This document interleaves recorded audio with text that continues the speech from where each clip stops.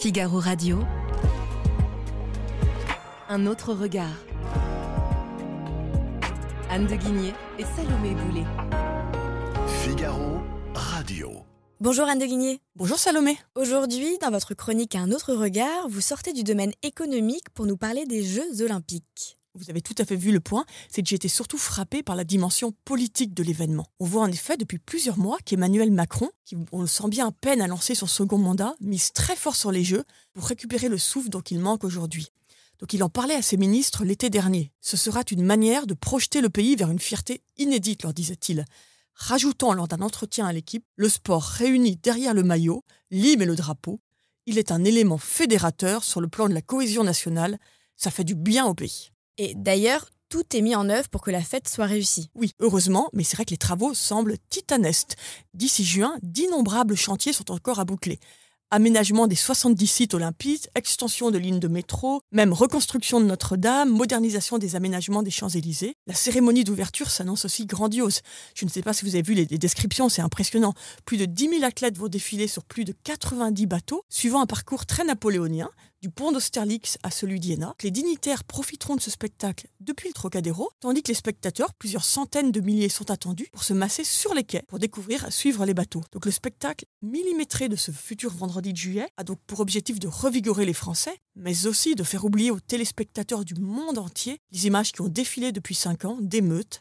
On se rappelle de l'Arc de Triomphe saccagé par les Gilets jaunes, à l'embrasement des banlieues l'été dernier, en passant par les protestations contre la réforme de retraite. Paris, dans l'image internationale, ces dernières années, n'était plus vraiment la ville du romantisme. Et donc, vous comparez cette tension politique à celle qui entourait l'exposition universelle de 1878. Oui, Salomé, vous me pardonnerez cette exagération parce que, évidemment, la France de 1878 sortait de soubresauts autrement plus violents. Vous vous rappelez, il y a eu un enchaînement de chocs incroyables. La défaite de Sedan, la chute de Napoléon III, puis surtout plus de 2 mois de guerre civile autour de la Commune.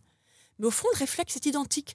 À peine élu, après l'instauration du régime de 1875, la nouvelle majorité républicaine, qui pourtant avait 1001 autres priorités, se lance immédiatement dans un ambitieux exercice de communication, l'organisation d'une grande exposition internationale qui doit célébrer les nouvelles technologies, et notamment l'électricité. Donc ce sera l'exposition universelle de 1878.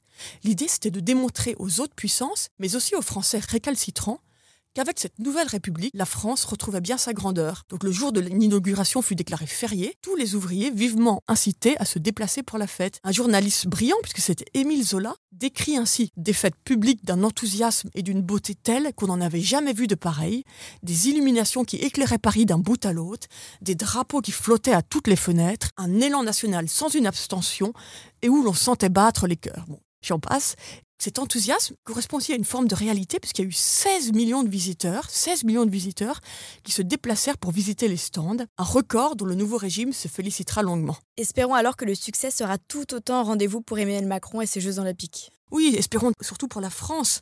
Mais il faut reconnaître que l'exercice des Jeux Olympiques a été un peu plus complexe, car au-delà de la technique, de la logistique, sur lequel le gouvernement et les spécialistes penchent, il dépend en partie, du moins pour la population, d'un facteur assez aléatoire, qui est le nombre des médailles françaises. Du côté des recettes colossales qu'évoquait Émile Zola, il n'y a en effet pas grand-chose à espérer, puisque l'événement devrait coûter environ 3 milliards d'euros à l'État. Il y a aussi un volet qu'il faut encore soigner, qui est la ferveur populaire, donc qui semblait très présente en 1878, et qui aujourd'hui ne semble pas totalement acquis pour les JO, sur fond de polémiques à répétition sur le prix des places, le sort des bouquinistes, le déplacement des étudiants, ou encore le déménagement massif de tous les sans-abri. Merci Anne de Guigné. Merci beaucoup Salomé. Je rappelle que l'on peut retrouver votre chronique dans Le Figaro, sur lefigaro.fr et sur toutes les plateformes d'écoute. À bientôt. À bientôt.